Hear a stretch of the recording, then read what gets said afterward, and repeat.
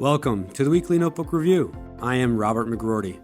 This podcast takes on a bit of a different format where we are live each week on Twitter Spaces. I crack open my notebook and review Hedgeye research with anyone who wants to learn a better way to invest. We feature both Hedgeye power users as well as some special guests that might pop in. If you want to learn more about our research, visit hedgeye.com. If you'd like to participate in the live stream, follow me on Twitter at HedgeyeRJM. Now, let's review the data. Welcome, everybody, to another episode of the Weekly Notebook Review. Brought to you live from Hedgeye HQ. I got McGough just rolling into the office after some meetings. So this is going to be a fun one, guys. We got the Muni guy coming in. He said he's got a few things to update everybody on. He spoke to, I think it was the Piper desk, maybe, Brian, was that right? Is that what I saw? He's on mute right now.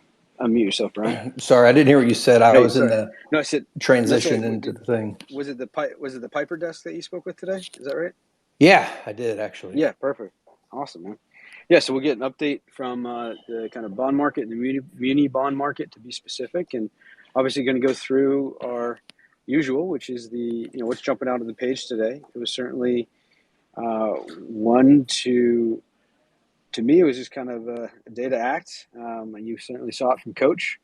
And yeah, I mean, you guys were kind of blowing me up on Twitter, tagging me all over the place. I was in meetings. I was just I got back to my desk and I just sort of looked at the screens, and man, it was pretty interesting because the lows on the day on the VIX, the SPX, the QQQ, Vixen, Russell, RVX, they certainly didn't really hold, right? So, hopefully everybody, can analyze what they did at those levels, and kind of, what they were feeling or not feeling. And then, more specifically, kind of what did you do when they backed off those kind of lows of the day, right? So I think that's the big question to me right now is sort of, how are you executing? Are you kind of doing the work to, take the right notes, or sort of just feel comfortable with your process? And if you're not quite comfortable yet, it's, you always have to be comfortable with the uncomfortable. But if you're not quite comfortable, then, doing a little bit of extra prep work, or just, some trial and error, I guess, is one thing. But certainly, Trent, you've talked about this in terms of using a journal, a trade journal at the end of the day to kind of assess what you've, what you were, quote unquote, seeing, or sort of maybe even how you felt. We've had a conversation there as well, and Dr. Gio on Investing Summit. He was on a couple of weeks ago with Keith McCullough, and give a rundown as to kind of the psychology of things as well. So it definitely all plays a factor, and obviously the dollar move today was one that was not really, I wouldn't say aggressive, but certainly, broke down through the bottom end of the risk range. And I suspect that's probably what most everyone wants to talk about, is sort of the dollar move and that kind of thing. But again, it's the Keith was very clear with his last RTA there going into kind of the close. I think it was around the quarter to four, or what have you.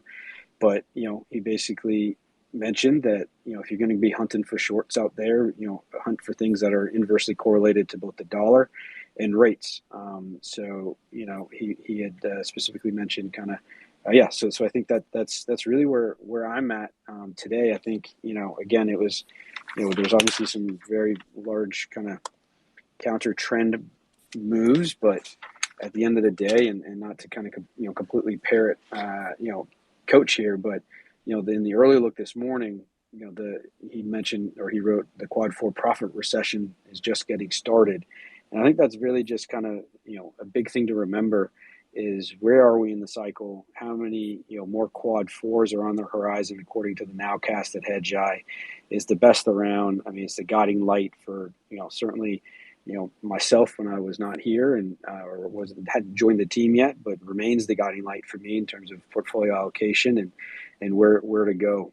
So again, I think just taking a step back, if you need a deep breath, have a deep breath, assess your process, where you are, and kind of, just, I think today was certainly did execute on the fringes, right? And yeah. So I don't know if Trend, if you had anything else to kind of mention on that in terms of what you're seeing in regards to setups per se, or that kind of thing? But Yes. I would like to add setups on especially the rate side. It's getting closer towards the lower end of the range, and you can get some interesting setup for further pounding on it. But other than rates, I think I want to talk about some of the straight and easy trades. For example, we've had this situation with Europe for a while, and uh, within our entire Hedgeye Nation as well as from Hedgeye team, we have received so many indicators about, hey, Europe is not going to do well macro-wise based upon certain leading indicators, based upon the process. And I want to draw everyone's attention towards that. Typically, in these kind of bear market rallies, it's very common to see, especially some of the weakest balance sheet nations, to jump the most. So take your attention to Austria, take your attention to Italy, to Germany. Some of these, when they bounce a little bit, um, you can take advantage of that situation. And I know for folks who are long only, it might be a bit counterintuitive because usually there's a buy the dip mindset. And for that, I know some folks um, talked about using inverse ETFs. Now, every country doesn't have an inverse ETF, right? So you might want to take your attention primarily in some of these relatively easier shorts. Tech was another set of easy shorts. We saw what happened with Meta today. Uh, the ETS just bombed. Some of their investors are trying to become active investor, asking them to reduce headcount by 20%. We saw what happened at Microsoft yesterday. Amazon is lined up tomorrow. We'll see how that is handled. But amongst the FANG stocks, which were bearing majority of a rather large portion of the market cap, they're getting hammered. Now, what has been jumping for the last 2 to 3 days, as Rob was alluding to, if you notice, some of the worst balance sheets were climbing up the highest, partly because of either the oversold condition or the short covering kind of condition. But on what basis? Results are not coming out right. Some of the best players, especially the ones in tech, from a growth standpoint, resilience standpoint, are getting hammered or being shot. So I think that the rally which is coming up in companies that need junk rated debt or high yield debt, separate items, by the way, uh, you might want to target them. So those jumped out at me because some of them were having 7, 8, 9, 10, 15, 20% rally. Definitely go after those, create a process to manage volatility because some of these are extremely volatile. So you might want to position size according to your risk appetite and the volatility. Outside of that, I think Euro is getting set up really well. I'm going to wait till 102, 103 for reinitiating the short. Just the election of new prime minister actually doesn't mean that their economic woes are completely gone. They still face massive quad four situation. And in Asia, one standout which has been for me personally, for my portfolio, has been India. I have tried shorting a few ETFs here in the US for India, but it's showing somewhat of a resilience from a standpoint of the dollar denominated part of India. But I'm going to keep pressing those shorts, sizing them up whenever it rallies more and then um, covering as it goes down. This is less of a micro short, more of a short based upon the dollar run on their currency because there's a massive demand and their currency is hitting all-time lows. So that's all from my end. Rob, back to you. Yeah, thanks, Trend. Yeah, and again, just to kind of piece it all together from many of you listening in who are Hedgeye subscribers, and for those that aren't, you can certainly get free trials at hedgeye.com, et cetera, et cetera. But in terms of piecing it all together, Trend, I mean, if you just went down the list of the risk range, the trend risk range, which is really kind of the 3 month or more, right? So if you go, which is published via the ETF Pro, if you go down that list, I mean, there was a slew of them that were, basically right at the top end of the range and or through them. Now, again, you have to assess, and I've said this many times, right? Trend and Jimmy and Muni Guy, that, those obviously levels shift as the VIX shifts, and with a kind of, VIX that was a little bit below the bottom of the range, now down kind of around, what was it, 20, I don't know where it closed, 27 something, 27. Those top ends of the curve, top ends of the ranges, are going to kind of expand a little bit. But at the same time, those are core positions that, Keith and the team here, and his signal in particular, considers, some of the top, short opportunities within these quad environment and the environment that we're in. Conversely, on the long side too, as well, right? So if you have the Macro Pro subscription, you know exactly what he did with UUP, KMLM, and the list kind of goes on and on there. But yeah, so it's very, to me, it was a very interesting kind of it was a day to act, really, at the end of the day. And who knows, probably as the quad 4 environment and the profit recession starts to sink in again in Q4, it's likely going to be a different environment, and one where I think if be positioned today, and maybe we'll keep maybe this is a bear market bounce, but it's sort of like, so have some bullets in your belt in order to make sure that you're kind of averaging in or sizing in appropriately. And again, I think that's just, doing all those things, which is all part of the process. If anybody has any questions about that or needs a reminder as to kind of, how that works or what that should look like, by all means, come up to speak and ask the questions. We're here to help. This is what this is all about. It's about not only kind of helping folks in the process, but also kind of understanding kind of the setup that we're seeing moving forward, and getting positioned for not just tomorrow, because we're not necessarily day traders, but getting set up for next week and the week after that and the month after that, and for Q1 of 23 to 23, et cetera. So just wanted to kind of reiterate that.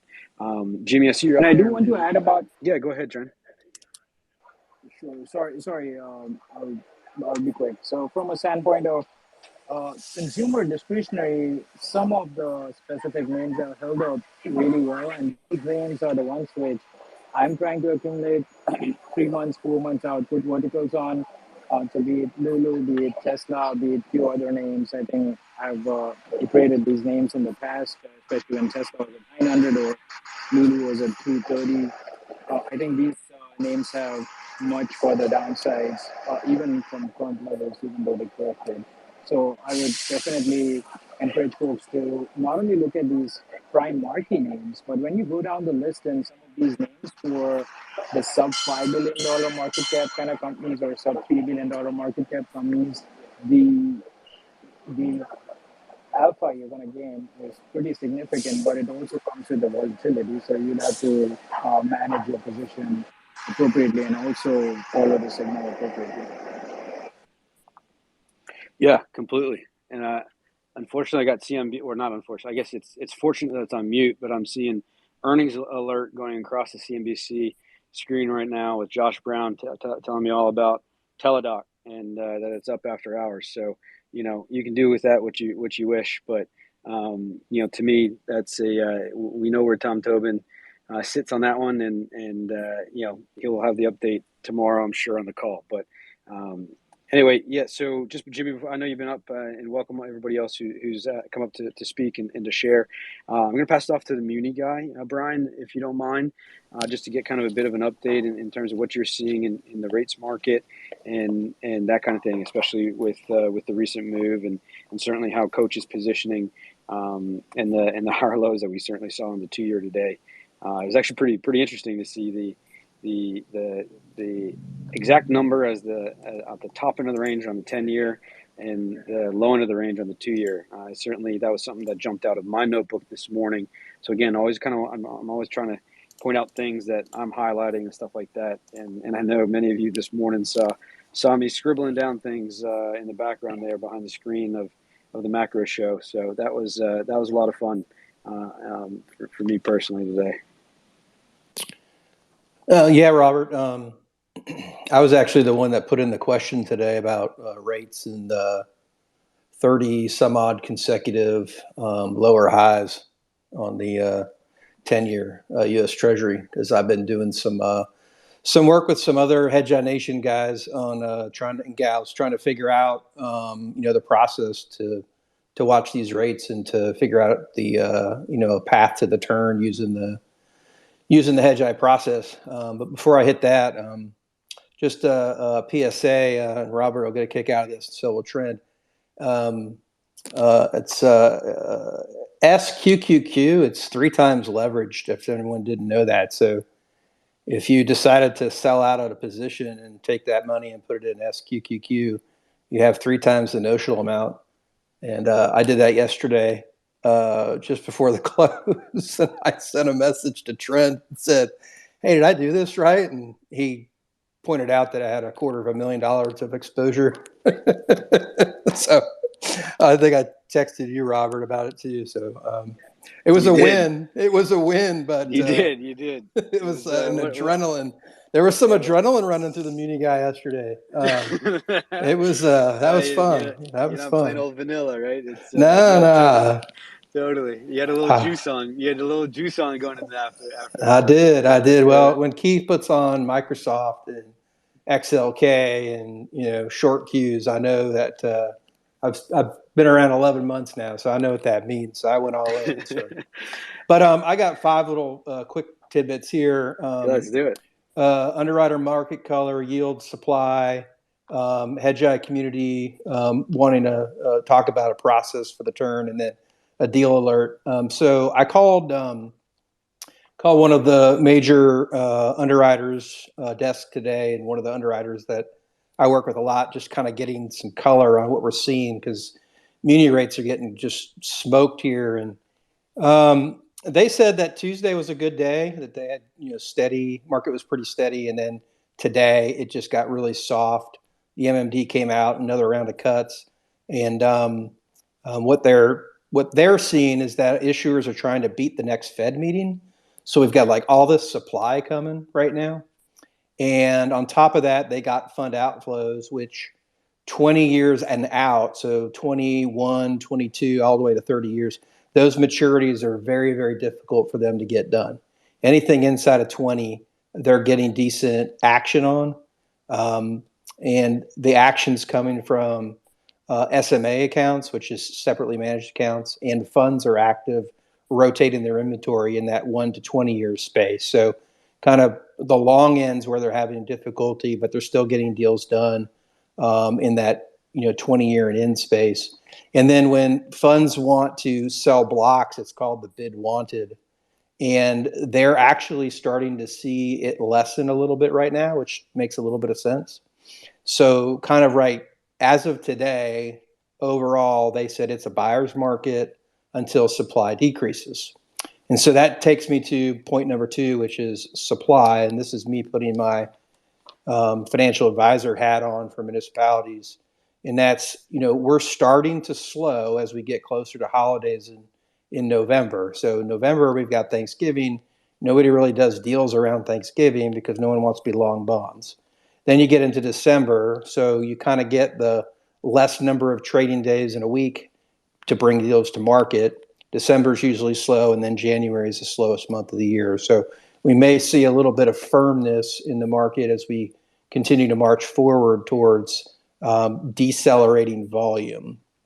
In terms of yields, the MMD, which I've talked about before, comes out every day, and there's reads during the day. I do tweet out periodically when I see big moves. They've been getting cut daily, which means yields go up. And I've got 2 ETFs that I use as a proxy just on NAV. One is a non-levered fund called MMIN. Year to date, it hit a low today, 22.55 for a loss year to date of 17.8%. And then a leveraged fund, the ticker is MAV, and it hit 7.39 today for a year-to-date low and a year-to-date loss of 35.3%. And I've made a lot of comments about how I've been staying away from leverage with the rate increases on funds. And so the difference in those 2 numbers on year-to-date loss is about 2-time correlation. So the leverage is about double the beta. Then for, in particular, I want to shout out to Turtle Capital for speaking with me on the phone. We talked for a while about rates and using the Hedgeye process to watch rates. So I did a back test of 53 days of the risk range. I've sent it to Robert. So if anyone actually pays for the data and you want to see my work, I don't care if Robert shares my work, but if you don't pay for the risk ranges, then you shouldn't see the risk ranges. But over a 53-day period of the risk range, only 4 out of 53 days did the low end of the 10-year U.S. Treasury actually move down. And it was only on a one-day basis. It immediately reverted. So we've had 49 days out of 53 where the risk range on the low end side has been moving upward. And when you also put it side by side with the MOVE index, which the MOVE index, you can get it on Yahoo Finance, wherever you want to get it, you see that on January 13th, we had the low of the year of 77.57. But today, even though we've had 3 consecutive days of the MOVE index moving lower, it's still at 147.78.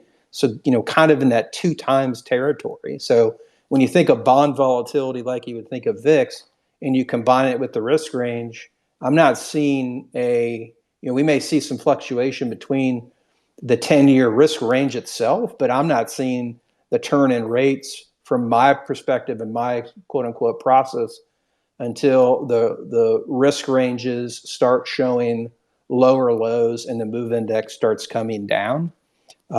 So that is my process. I'm monitoring treasury yields, and I'm happy to talk to folks about it offline as they'd like. And then lastly, just kind of on a deal alert learning opportunity, I told you all that I've had a deal that I was going to bring to market. I actually just posted it and did a tweet on it, and I did a hashtag Muni deal. So if you just over the next week, you just do a hashtag Muni deal. It's $25 million, Edgefield County, South Carolina. It's for detention center. It's an A+ rating. The POS link's out there for the prospectus. We'll price next Thursday. Raymond James is the underwriter. And then we're working on the selling group, so we're probably going to add Fidelity. The priority orders will be retail first. And I'm not bringing this up because I want anybody on this to actually buy a bond. What I want you to do, or want the opportunity to be, for you to get as far as I could place an order for this bond. So you understand the process for when you decide that it's appropriate for you to buy a municipal bond. You know how to do it at the best price and in the primary market. So I'm going to do like a little bit of an educational series as I do this deal and bring it to market. And there'll be a hashtag Muni deal. And I did a check. The last time someone hashtag Muni deal was like in 2020. So it will be the only thing that comes up. And so between today and next Thursday, there should be some activity on that. But purely education only, purely for retail to understand the process in which you go through to buy a bond in the primary market. Not advice, not trying to get you or anybody to buy this bond, purely just an opportunity to learn. And with that, Robert, I will pass it back to you. That's awesome, Brian. Did you ever think that you'd be hashtagging about muni bonds on Twitter 2 years ago? No. I think when I was growing up one day, I woke up and said, "Hey, I'm going to be a muni geek." Yeah. But also, Robert, I also didn't think that I was going to have 246,000 in notional exposure on QQQ last night. So you want to talk about sometimes you can be the smartest kid in the class, and sometimes you can be the dumbest. So I'll leave it at that. Yeah. So that's a good opportunity to make sure you understand to size appropriately for each position. Beta adjust. We talk about it all the time. Beta adjust and understand when something's 3x or 1x, correlated or leverage. We got so Chris has joined us here from over in the UK. Obviously, lots been going on. Overseas. So, Chris, we really don't do narratives, and I know you don't really care about politics, but the pound certainly had maybe I'll just toss it to you for a little bit of FX color, if you're up for that. Yeah, cool. Can you hear me? Yeah, buddy. Welcome. Always a pleasure. was going to say, don't ask me anything about what's going on because I haven't got a fucking clue. No, I know you well enough to know better. I'm throwing you a softball into your wheelhouse, which is the FX market. Yeah, there you go. So the big move, well, I guess everyone's obviously panicking about the dollar, but so the big moves kind of came in Asia. So the Chinese yuan, the Korean won, the yen again.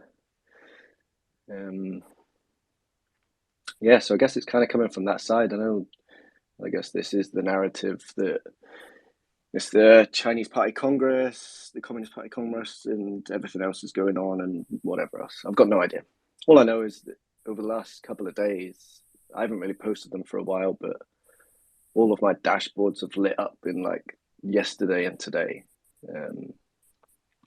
For a long time, I just wasn't doing anything. There's just no trades to do whatsoever, at least for how I view it. But yeah, they've all kind of... I was on a call with someone yesterday and I joked that the weird guy from Independence Day in Area 51, where he's kind of like joking that, oh, in the last few days, all the little lights have turned on. That's kind of what it's like today. So all over the place, really. All the pound, the euro, shorts have all come up. Aussie dollar came up just before the close.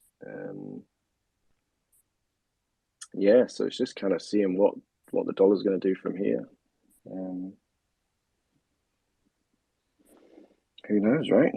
I don't really know. That's the point. It's just no. The signal just says, and I guess it's good. It feels good when all of my signals start doing stuff at the same time as Keith's.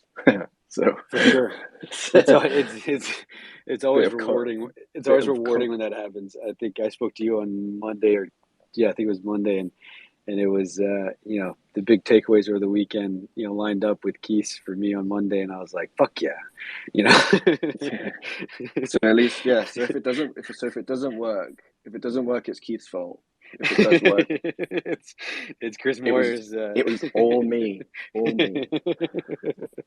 Exactly.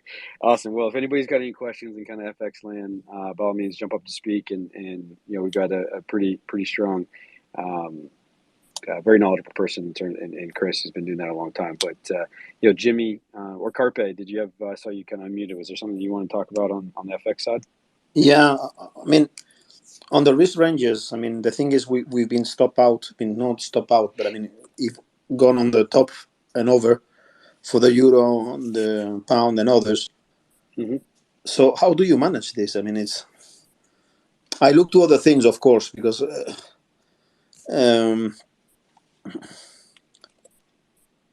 normally you should be fully loaded if you overpass that limit. Well, so yeah, Jimmy, get your hand raised. You want to kind of tackle that one, and I can add some color as well. What's up, Robert? I don't know. I was going to go back to the other stuff, and I've got a little FX, but I'll let you or someone else take that question. I'm not super well versed on the currency side. No worries. Yeah, I think the point. So the point with the risk ranges is, I joke. Oh, so obviously the risk ranges is completely math, right? But real life is you have to pay attention to what's going on around you. And I always joke that I wouldn't start shorting something while everybody on the macro show Q and all of Hedgeye Nation Twitter is all high-fiving and backslapping like, yeah, this is fucking awesome, and let's all just short everything. You could start to see it of like Monday and Tuesday that people were starting to like, fuck, I'm running out of bullets. It's not my case, but what I'm saying is, how do you handle this? How do you handle it? So, I mean, I'm looking also on overbought, oversold, and some ranges and other things additionally, of course. But the thing is, if you're just changing the ranges every day, it's like you cannot handle, because these math are based on actual volatility. But if volatility changes, then changes. It's like So I've made videos in the past where they don't always cross over, but UUP is a long in ETF Pro, right? Yeah, no, Yep. exactly. So you can that's what I was combine gonna... the weekly range that you get in ETF Pro with the risk range, and it's all about probability, right? Because the dollar, so UUP could be at the low end. Sorry, could be somewhere in the middle of the weekly range and at the bottom of the daily range. So no, it's okay. So on a daily basis, it's still at a higher probability place for you to go long, but it's still somewhere in the middle of the weekly range. So like when I made reference to my signals, they combine both, right? So when I said that I've been sat on my hands for the last few weeks, it's because yes, there's been triggers on daily ranges, but nothing's come on the longer time frame. So the time when I make my biggest moves are when things like, so say, the time where you'll get the biggest bang for your buck, to use a terrible term, is when you're at the top of the daily risk range and you're at the top of the weekly ETF Pro risk range, because then that's when you're going to start to get, and that's when you'll start to hear Keith saying more often, oh, there's 10 to 1 downside in the range. It's because those two things have coincided. Yeah, and then on top of that too, Carpe, right? So, if you go back and you look at where the FX fall, which again, I'm going to assume that you have the macro show and the macro show deck that gets published every morning. I don't have the updated number yet. I haven't gotten it from Richie, but that number as of this morning, the FX vol, the global currency volatility, right? The JP Morgan global FX volatility, that last price as of this morning was 12.12. So 12.12. On a week over week basis, that's down as of this morning. That's minus 43 bips lower week over week. So that was as of Tuesday morning to Tuesday morning. So if you think about where we closed on FX vol on Friday, which that's influencing the UUP trend level risk range that you would get from ETF Pro, that was at a 12.86 as of Friday, right? And so that was up 20 basis points week over week and 155 basis points month over month. So again, noticing those things and understanding that FX vol is going to be a driver as to the so it's price volume volatility, right? So the volatility is going to influence where the risk range is. So again, to Chris's point, the trade range, right, at one this morning was 110.42 on the US dollar on the Dixie. Depending on how that FX vol was moving today, that could that likely drifted significantly lower, and then on top of that, that's going to move the trend level or the trend kind of the weekly range, which is what Chris was talking to, which is really the trend range. It would be moving that lower as well. So everything obviously everything's very dynamic, and which is why I'm comfortable sharing that risk range low end on the dollar today, because it absolutely, as soon as the market opened, it shifted, right? It's a very dynamic thing. So I think your point is very, it's challenging when the risk range, when volatility moves, when the risk range moves, when the price moves below the risk range that you get in the morning. But I think understanding and having those pieces of the puzzle or the tools in your toolbox to assess, right, to assess where we are, or kind of what's volatility doing, what's price doing, what's volume doing, that will allow you to be better set up to execute and to feel very comfortable in executing in that moment in time. Now, I think what I will also say there is, what we're seeing in currency volatility in the moves on the day to day, along with the VIX, and RVX, those are all very much quad 4 indicators. So again, you're seeing all these things, these moves, these big moves, up moves, drastic moves, both up and down. Those are quad 4 indicators, and therefore, it should again reiterate not that you need conviction, but just reiterate that what you're seeing on the screen is lining up with back tested data, and correlates then with like the nowcast model, which is quad 4s, right? So all of that kind of pivots and all goes together. Does that make sense? Yeah, well, it's like thinking we are working in a Bollinger Bands. Yeah, I mean, yes, to a degree, yeah.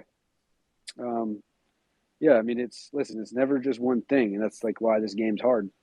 But in this dollar, we have a huge risk because I mean, the bond market is having a problem of liquidity. They are trying to stop that, and probably, I mean, this move on the dollar was all over. So probably they realize the dollar is pushing this. So at one stage, there's going to be a completely change on the dollar there. But at the same time, though, it remains, bullish. It might not be bullish trade anymore. I don't know at that level, but given how Keith McCullough was talking and the RTAs and the coaching notes that he put out going into the close, this signal that indication told me that the signal was maintaining its bullish trend, right, and therefore nothing had changed as of today or going into the close. No, of course. Again, I think, yeah. It's like TLT. TLT has made an island, mm-hmm. and is a potential pattern of change of trend. It's a potential. You don't know, but it's a potential change. Yeah, so I'm lucky enough now to have that trade and trend level, and I'm on the 10-year. I'll just say the U.S. 10-year now. I got that from Keith over the weekend, and we're not close to that on the 10-year U.S. 10-year. So just keep that. I'm not going to share what it is because it's not my duty, but I would just give you that little nugget that is not close. So it is still very much bullish trade and trend. Just be conscious as well that if you're using the DXY, it's massively obviously skewed to the euro. So I think it's like 57% in the DXY. And the euros are kind of breaking, and the euro's breaking out against the Asian currencies. So yeah, you just have to be conscious that everything doesn't move in a straight line, right? No, that's clear. That's clear. The only thing on the euro, you have to take into account that the euro was created by the negative trade balance of Europe against the rest of the world, and this was due of high energy prices. Right now, with a lot of ships waiting, the spot price isn't even on negative. These have not yet passed to the industry, but I mean, it could happen. It could happen that we bought too much gas, and it could happen that prices could keep going down, and this will make better. Indeed, I mean, DAX has done better than S&P on the last days, if you can see, and I think it was mainly due by the energy case. Hey, Robert. Yeah, welcome. Thanks. Just one thing. It's kind of tactical. We haven't really touched on it yet, but to kind of piggyback off using the risk ranges and how close they are to the trend ranges, it also depends on your position sizing, right? Completely. So we're talking about, how much risk do you take and what happens if the signal changes? There are times where the RTA will come and I'll look at it based on my signals and say, well, like he says, 25 to 50 basis points, and that's all I'm comfortable doing. When we get an early look that says short the Qs, I may be bumping it up to like putting in 100 basis points. And I think kind of to cover to your point, if you're looking at it saying, well, I'm feeling like there's too much risk, then don't go all in. Start out small and go 25 to 50 basis points like Keith always points out. And tomorrow, yeah, the risk range might be higher. Well, then that's another 25 to 50 basis points, and kind of set your limit as to where you're willing to go. And, maybe your stop is, I don't know, 5-10% above. And when you get there, you exit. But again, it's all probability and it shifts all the time. But that way, if you keep your position size smaller, you give yourself some room for error. And, I think if you want to reference Bollinger Bands, that's kind of the way you would use those as well. But that was it. Just kind of more tactical. Thanks. Very well said and very good point. Hey, Robert. Yeah, Jimmy. I just wanted to maybe finish up the conversation on the dollar a little bit. So I started adding back to UP yesterday, and I think a lot of you guys have made the same points, but when you look across the space and you see these similar sets, some things at the top end of the range, some things at the low end of the range, some things getting close to trend. We were close to the shark line on some of these things, and that the real move is, what's the tail on the dollar? Now, compared to early October, when it was really oversold, right before it ripped back up higher, the VIX kind of bottomed out at 28-ish. And really for the last month, there's been such a strong inverse correlation with all risk assets to the dollar, to VIX. And so, the last couple of days, the VIX broke 30. It was in the 28s. Today's in the 27s. I don't know that it goes lower, but I give myself a little bit more room on the dollar here. I'm not sure what the tail duration line is. When you look at the August level, some of you guys mentioned the Dixie itself is a lot more trade weighted to the euro, so there's some other things to it. But the UUP was a lot lower. I think Dixie was at 105 ish. I'm not saying we get there, but it's interesting to see the similar sets between the dollar now. Even high yield. You look at the trade and trend levels. If you guys have the ETF Pro Plus, and then you see the weekly risk ranges, they're all kind of there. So this is definitely a spot. I don't know that we go all in here, but definitely it's, I still feel good about that. And I haven't really been in the dollar that much just because there's been so many other inverse correlations. But it's a spot to, you can give yourself a stop loss, but it's something to think about. But there's like a lot of other things going on at the same time, right, that we can talk about. No, so Jimmy, that's a great, so like that HYG, right? So for those that didn't understand, if I said that quickly, that would be Hotel Yankee, what's G again? Golf, Hotel Yankee Golf. So that would be, the top end of the risk range today on the daily was above the trend range that was published over the weekend. It came out Monday morning. So that is, but it's conversely, the low end of the range is, pretty well below the low end of the range today. So again, watching what the daily range does towards that trend. And again, as I said, the volatility within kind of that complex in regards to the OAS, right? The high yield OAS. What did that do last couple? I have that written down. That's kind of, that's down slightly. It's basically hasn't done anything. So it'll be interesting. It's down 2 bips week over week as of this morning. So we'll be interesting to see kind of what that comes out with, overnight in the morning.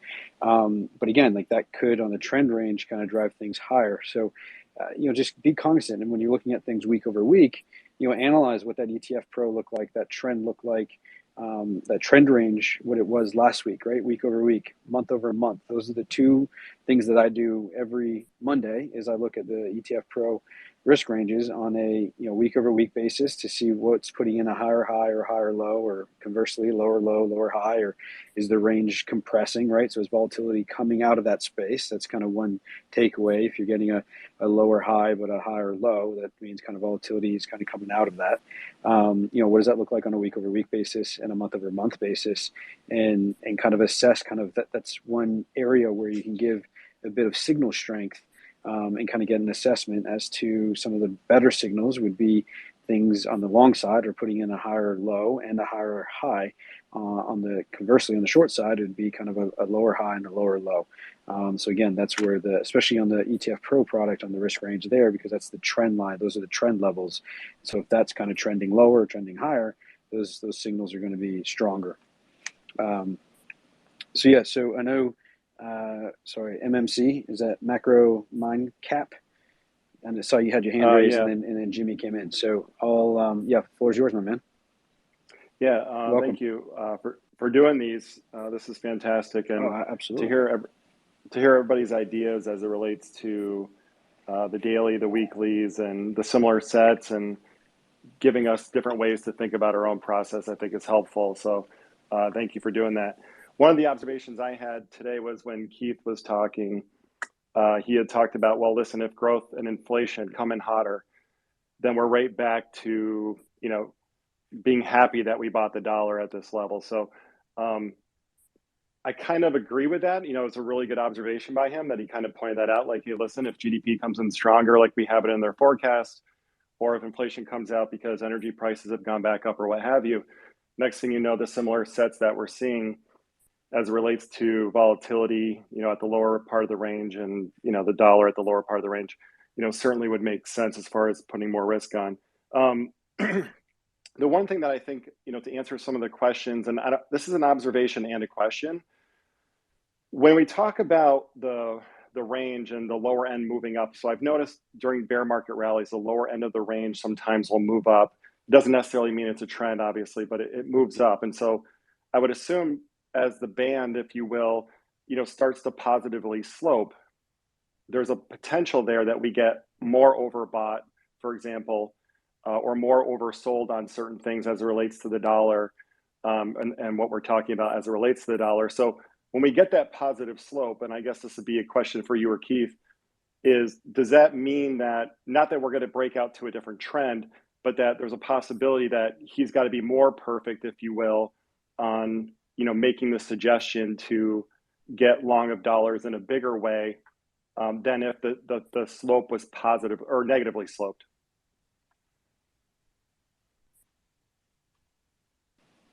Yeah, Chris, do you want to allude to some of the math without getting into the nitty gritty? Well, I can only talk about how I do it. Yeah, no, exactly. But in terms of just how the volatility impacts. So in terms of the low end, for the way I do it. So if you've seen the slides that I share, the low end will be moving up. Well, the range will be compressing because volatility is falling. Right. But not only that is, again, for me, is the past prices are moving out of the look back period for that volatility. So when you're calculating for something like a trend and you're using 3 months or more, and then you're obviously using far more daily moves to calculate your vol.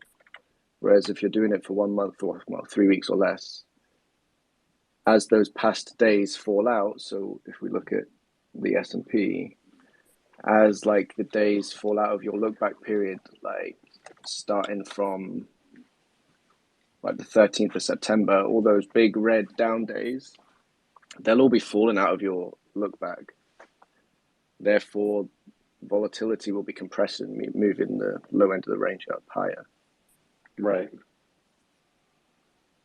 Just because the period that your volatility measure will be looking at, whatever it is, the last 20 days, the last 30 days, the last 40 days, whatever it is you're using, you're losing all of those big red horrible days where vol was going up. Perfect. Thank you. That's a super important point, right? A month ago, the markets were puking and we were in a different regime. But some of that, as it rolls off on the trade duration, if you're looking just at the Dixie, you're saying, hey, it's got lower highs and lower lows for a little bit.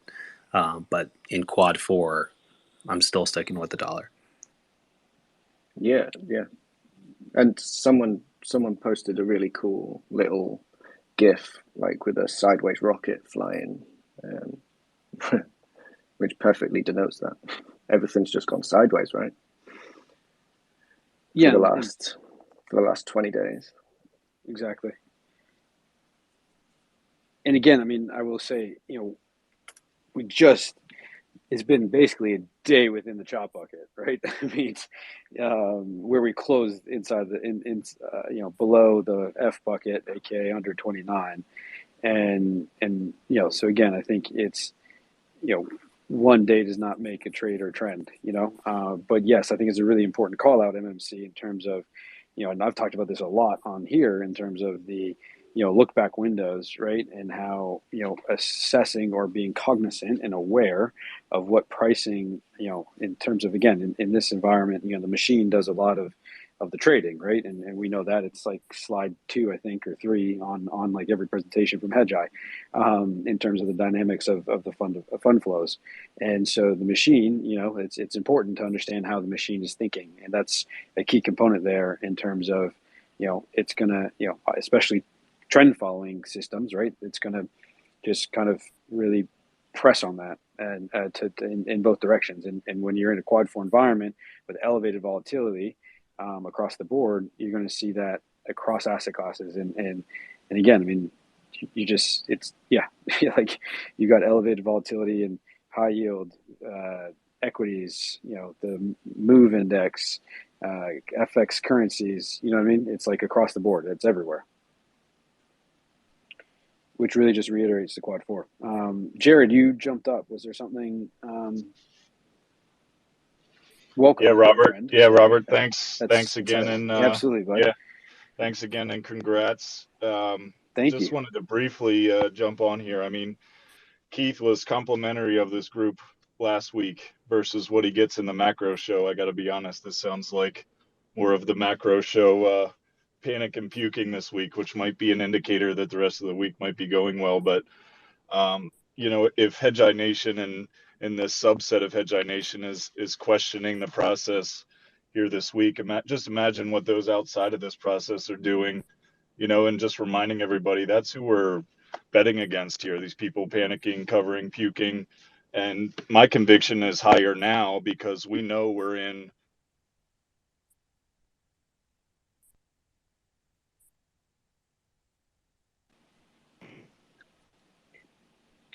Jared, I think we may have lost you. You still there? Yeah, I think we lost him really quickly. Okay. Jared, we'll come back to you.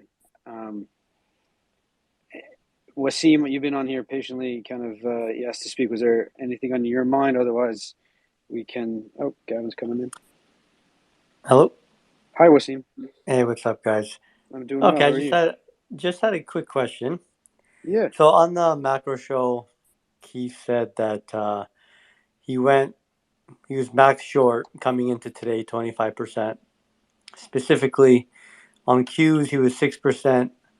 Apple, he was 3%. I always thought that was his max long, and I always thought he, his shorts were half of that. So I thought he went 3% on equities, and then I think it was 2% on short side on single stocks. Am I wrong on that, or is that? No, it's so again. I mean, he beta adjusts. I mean, the short answer is he beta adjusts everything, right? So, and certainly yes. So that's kind of the short answer, is that he'll beta adjust things, and then, but you did not hear that. You heard that correctly. I mean, typically what he has said in the past is basically is a 2-to-1 ratio of whatever your max long is to shorts, right? So if 6% is your max long, 3% would be your max short kind of position.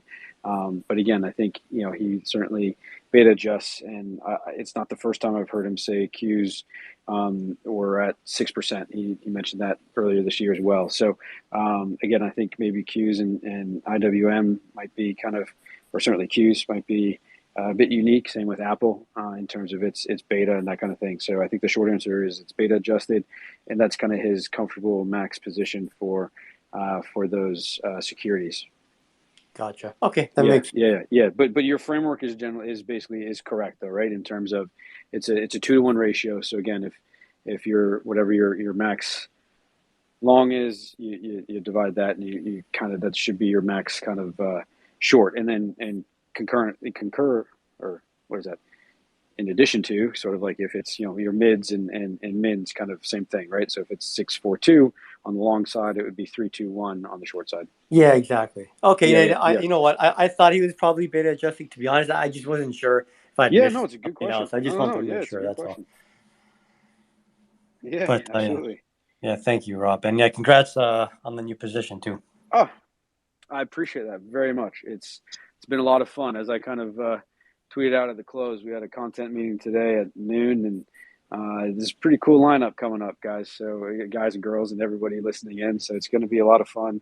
I'm quite excited about what that's going to. Yeah, I'm just quite excited to kind of deliver even more stuff for everybody, and it's going to be really cool. Gavin, welcome. Welcome up. Thanks for joining. What's going on, guys? We're well. We are well.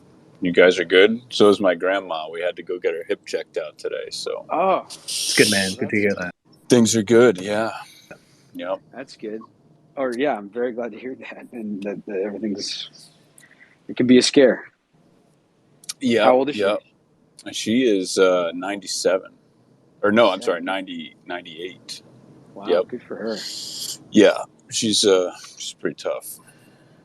So this is Gavin. I mean, interesting day. Yeah, it's. I don't know if you're driving or whatnot, but how. Again, we've been pretty relatively even keel, although a few questions around kind of the risk ranges and sort of going below them in terms of the dollar or above them in terms of other components. But yeah, man, anything. I don't want to be like, how were you feeling? But what were you seeing, or how are you positioning things going into back half of the week and next month and stuff? Yeah, well, this is kind of been like, it's been kind of quiet for me in October, and since the end of September it's been kind of quiet, and so now I see what I see, which I thought would be setting up.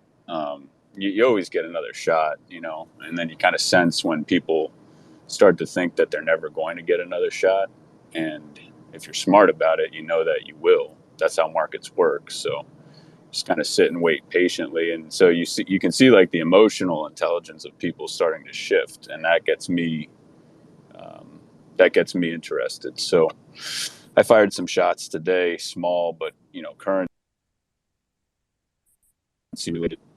I'm actually going through a tunnel, so you guys might have just lost me. I don't know. Now I'm back out.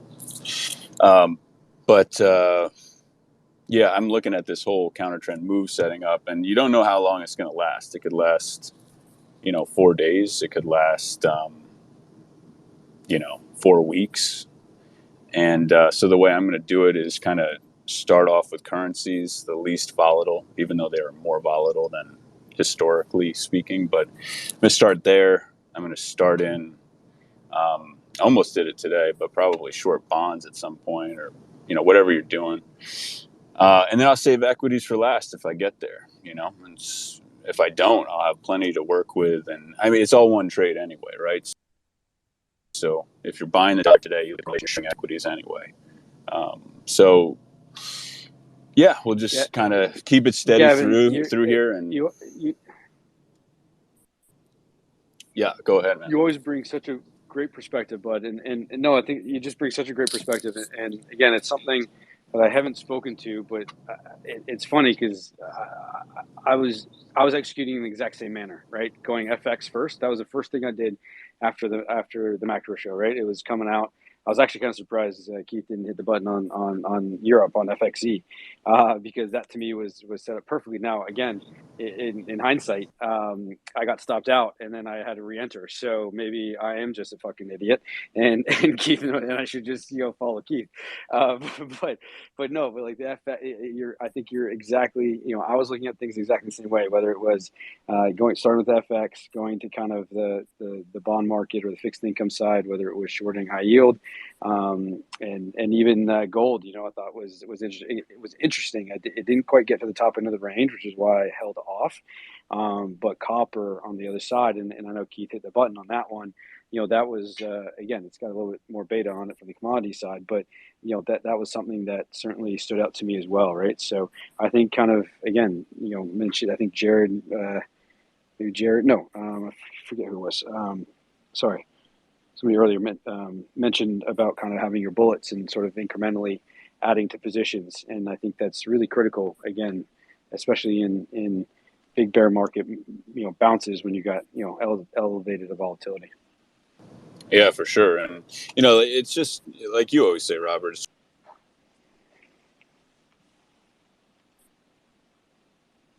Now, but I mean, he's very good at, like, sniping trades, and I openly admit that I'm not. Like, that's not what I do.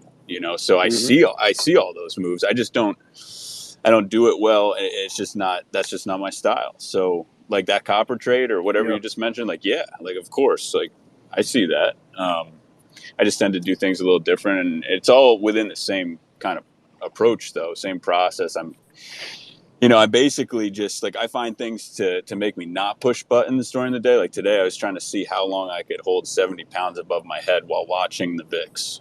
Like I was just like standing there with some weights, and I was like, I'm not doing anything right now. I did my dollar trade. I shorted some euros. I was looking at the yen, and then I was just like, no, I'm not doing anything. And that's how you got Zen, right? Like what I did there. Right. Yeah. So this is the kind of beauty of now me being in house, is that I think the only ones left in the office are Rob Simone and I see he's on here listening in, and I'm seeing his tweet saying that INVH shot the bed. So for the alphabetic nomenclature, I'm going to have him come up and speak, and so that would be India. It's not Nancy. November. Oh shit, Victor. What is it? H. So hotel. I know that one. So here we go. We got REIT Rob in the house. Where'd you go, REIT? Oh, there you go. Hold on.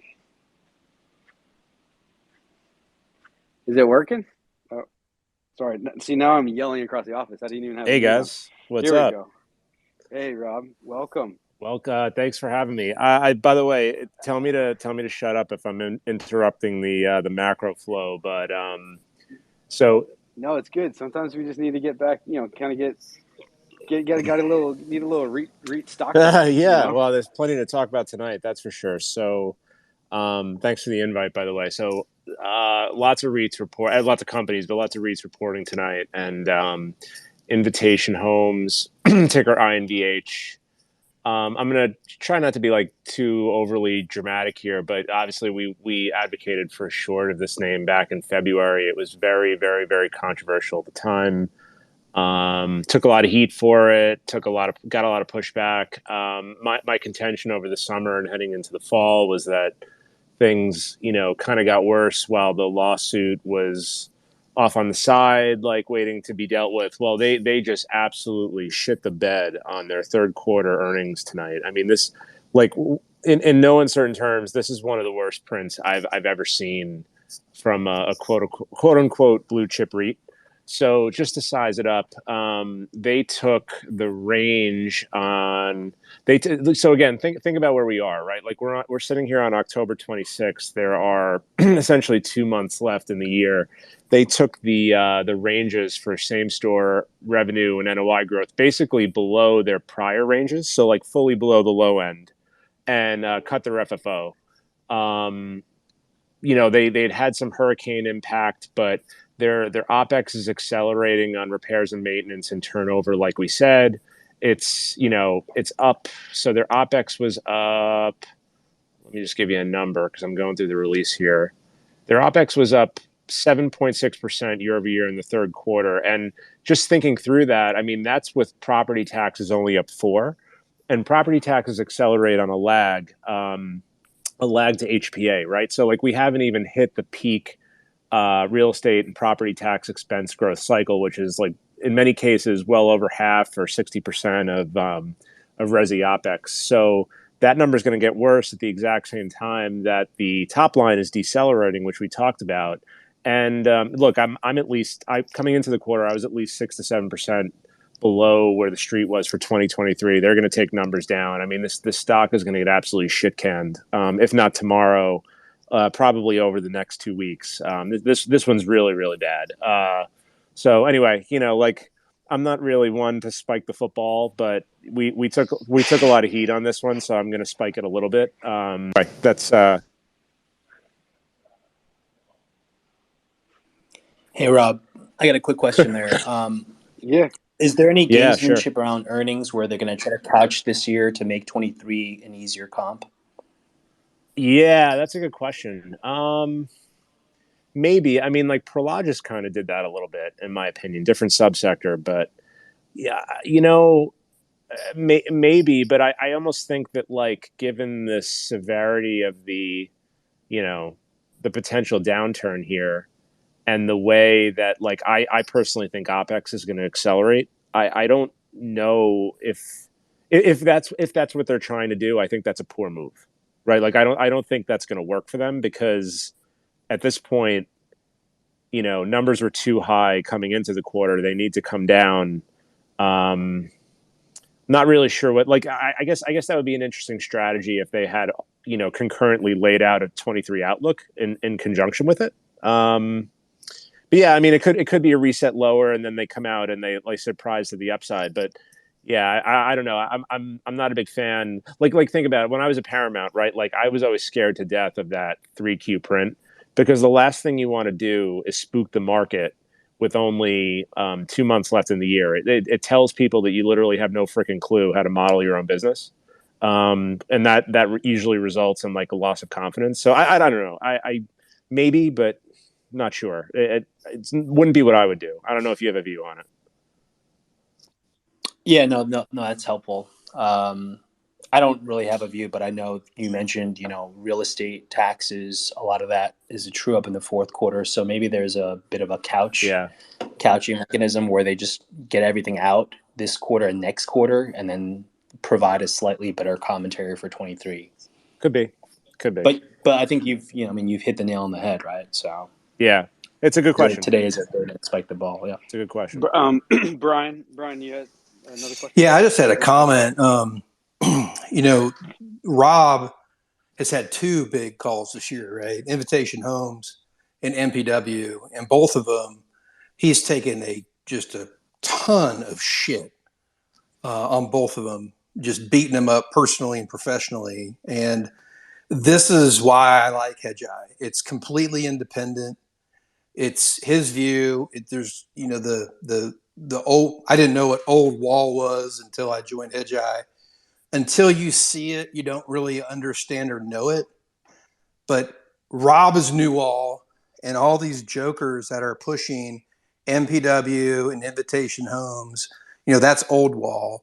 And I just want to give a shout out to Rob for, doing your job, but also the thankless job of, getting beat up personally, making these calls. And, I've made a little bit of money on MPW. I didn't follow the Invitation Homes, although we've had conversations about the lawsuit, and I did a deep dive on it. And just congrats to you, man. I'm happy for you on this win. Oh, that's really nice, Brian. I appreciate it. But you know what? To be fair, like I appreciate that, and it's nice to hear that, because sometimes admittedly, it can wear on you a little bit. So, thank you for that. But honestly, like, I have to tip my hat to Hedgeye, because the reality is, like, if I was working first of all, I wouldn't have this role at another bank, but if I was working and we're not a bank, obviously, but if I was at a bank, I for sure wouldn't be given the leeway and the flexibility and kind of the responsibility of making calls like that, and neither would my colleagues. So I guess, absent going, solo, which I don't really want to do, I wouldn't really be able to do this without Hedgeye. So I owe it to them, or we owe it to them, and this firm just as much as anything I do. So. Well, congrats, man. Yeah, no, and Brian, I completely agree. He's certainly taken some lumps. And if you want to learn more, email support@hedgeye.com. Rob has a Sector Pro product, a REIT Pro product, and they'll help you out in terms of getting that up and running if you're interested in learn more about what Rob does. So Rob's got to jump back into kind of modeling, stuff like that. So we'll kind of return back to our back and forth. So Arthur's come up. I know Jimmy's got his hand raised. So Jimmy, why don't you take it away, man? Yeah, I just have two observations and then a question for you guys. Maybe I'll start with the question first. We're talking about similar sets. Have any of you guys been looking at financials and healthcare? Now, there's been a vicious, I don't know if you call it a counter trend bounce. Maybe they're even above trend. They're going to go neutral soon. I've heard some people talk about how small caps are more heavily weighted towards those two components, and you've seen some relative outperformance there. Is this a situation where you're getting later to wait and see? Are you still, looking at the tail duration and thinking that this is a little juicier spot? Certainly those two, I'm not involved in those two sectors, but that's got my eye. I'd also point another similar set is looking at crypto, right? There's just been on a trade duration basis. The volatility's died down a little bit. It's above the top end of the range. looking at things like Bitcoin, I'm still very focused on 23 and 25,000 as better entry points, but I've started shorting some of the equity proxies again. So again, I still see these as kind of counter trend bounces, but clearly there's been some move. I don't know the volume component, but I'm kind of curious to see how you guys are positioned in that respect. Yeah, so I mean, from the out bucket, from the risk range right at the bottom there, and if you're not aware, there's silver, REITs, GDX, Pink, and XLU. Those remain all bearish trend. I think you see those, Jimmy. The question is a bit more about the trade. I don't until it changes, right, from kind of a bit more of a trend level. I'd consider any of those bounces more of a counter trend or counter trade move or counter trend move. Again, I mean, healthcare, if you back test it, can perform better in a quad 4 environment, right? So again, maybe things just are starting to kind of work a little bit better. However, with that said, I mean, Utes certainly are a rates trade, and Keith was pretty clear on that RTA going into the close about, basically, I mean, he shorted a consumer staple, right? So, the consumer staples are typically along as well from a back tested standpoint in a quad 4 environment, and he's shorting that into the close. So, I would take that away as a pretty clear answer from Coach that this market's fucked. I don't want to. I'm Sorry, was that an X? Do I get an X from Jen on there? This is after hours, isn't it? After hours, good. Right. No, but I mean, I could be wrong on this, but isn't it like I've noticed some relative strength in, IWM, like the Russell, the last couple of weeks relative to like S&P and Qs, and I mean, maybe are we at a point with what's going on with these mega cap tech earnings, like where,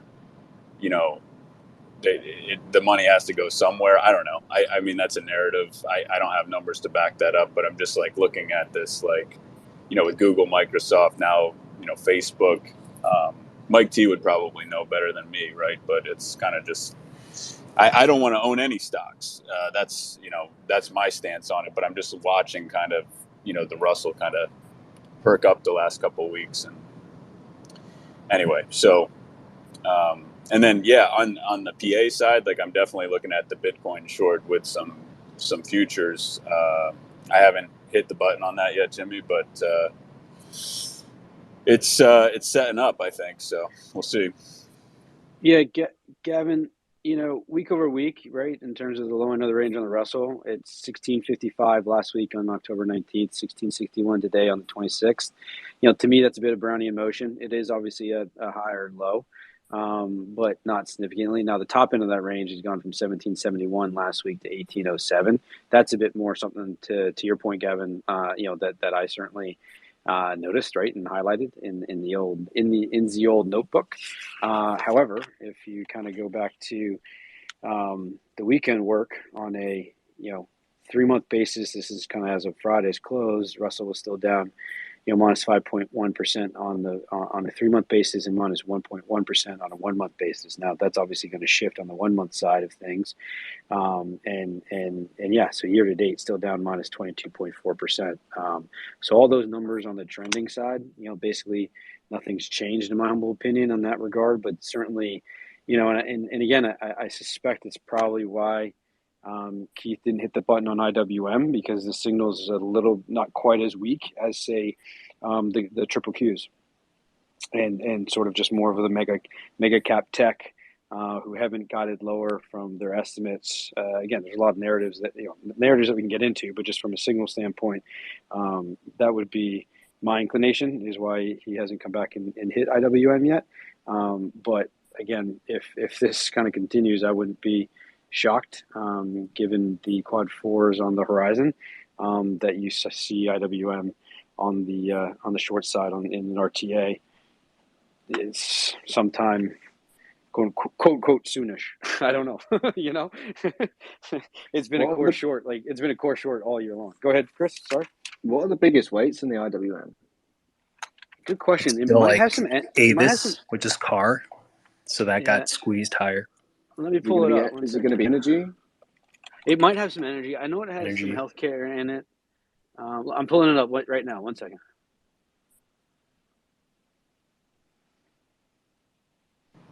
Yeah, and I was just bringing it up based on Jimmy's, comment Totally. about whatever's in there, and then Chris is kind of hitting on that. So yeah, I mean, I know we were talking about it back in quad 2 of 21. We were looking at it because it was like had a lot of financials and energy stocks in there, and it was ripping in the first half of the year.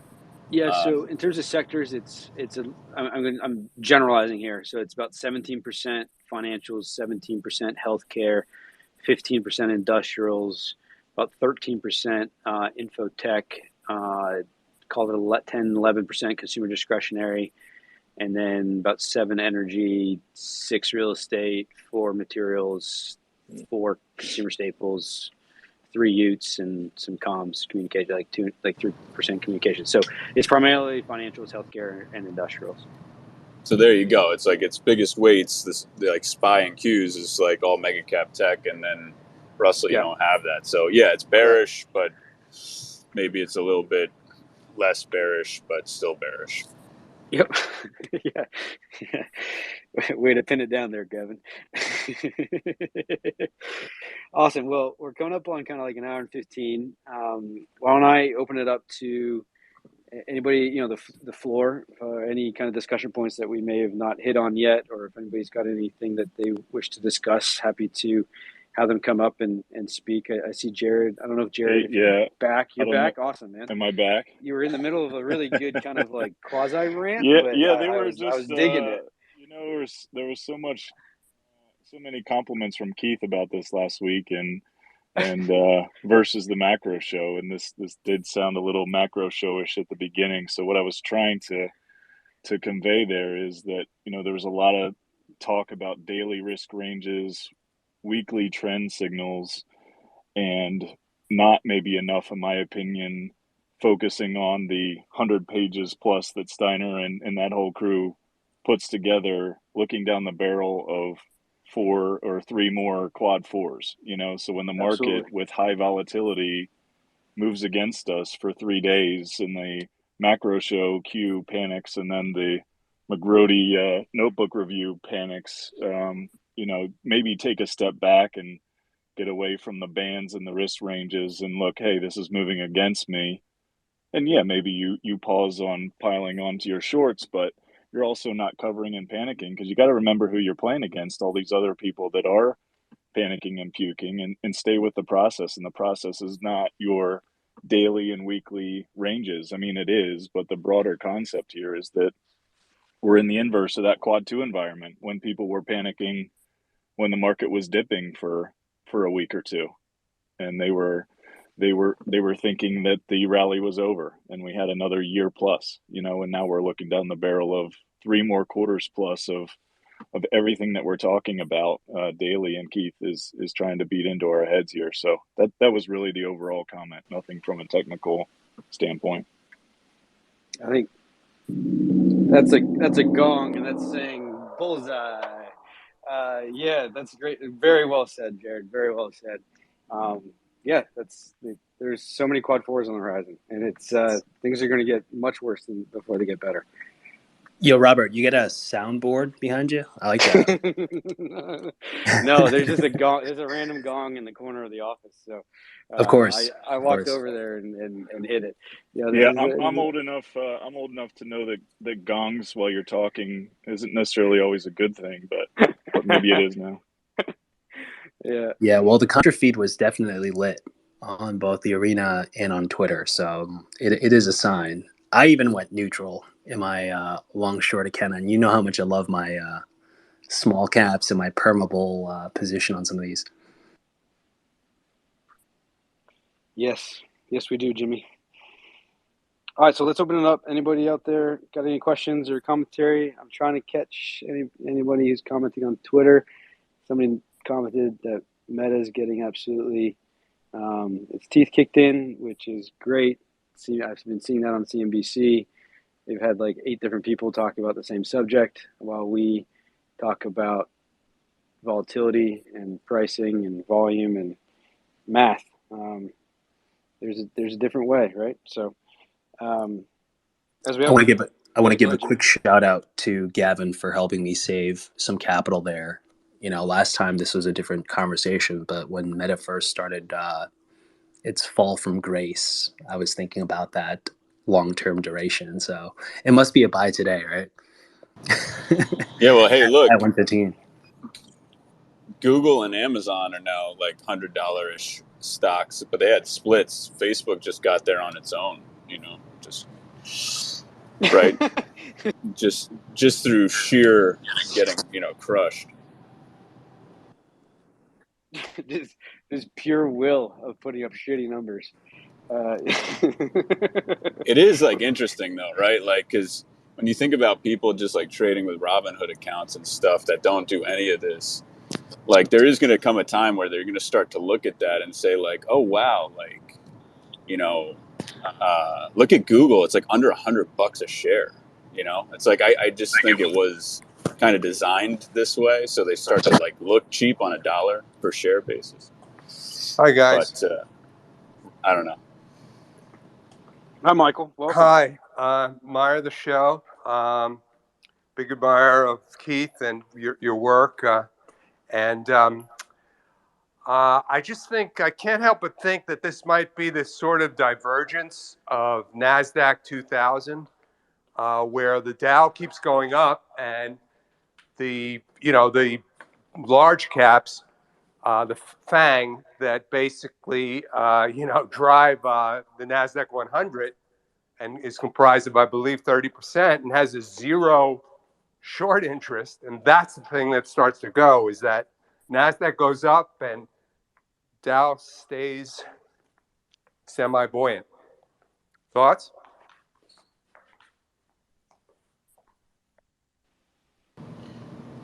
So hold on, what's the argument? That the Dow's going to outperform? Yeah, no, I think that is the argument, that let's say the Dow is comprised of a lot of oil stuff and commodity stuff, and I see a divergence developing here. Yeah, I mean, I think it just gets back to asset class, so it's like that may be true, but then it's like, do you want to own stocks? So, I mean, I get it. If you own Exxon and that's like a big position, well, you've done very well. When does that shift? I don't know, but yeah, I mean, I guess I could see that argument, but for me, still, I'm like, I don't own any stocks, so that's where I stand on it. I don't know about, I don't know about you guys. I had, my run was shorting subprime in 2007, and so, as far as I'm concerned, this is an extraordinarily dangerous market if you look at many different things, including the premiums that go out 2 years, where you can buy options 2 years out, and it's almost like as if you're buying them today. There's a lot of complacency out there, gentlemen. Anyway, thanks for your time. Yeah, no, Michael, I think it's a good point. I think kind of piggybacks off of a little bit of what Jimmy was saying in terms of the Russell and whether or not small caps kind of maybe get a little again I'll just stick with like the trend, and the trend is down. I don't really track the Dow, so don't really have much of a comment there, other than Energy XLE is bearish trade and trend, or sorry, is bullish trade and trend. Excuse me. So the only thing that is, and so I know there's a decent amount of energy inside of the Dow, as you noted, and other commodity components. So if if gold if real rates start to roll over, that's going to be positive for an asset class like gold and perhaps some other commodities. Silver, could be one of them. But so you could see a bit of an again, to your point, a bit of a sideways move in the Dow, and much more of a deeper dive, or kind of return to kind of 2019 levels, 2019 highs, 2018 highs, whatever you might think in terms of the NASDAQ. Yeah. So. Yeah.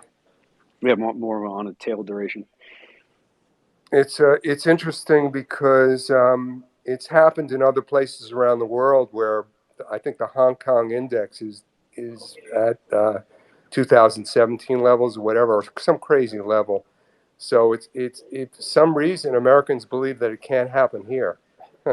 Yeah, yeah, no. I mean, that was one of the biggest takeaways I had over the weekend, Michael. And again, it's a great segue. So thanks for that.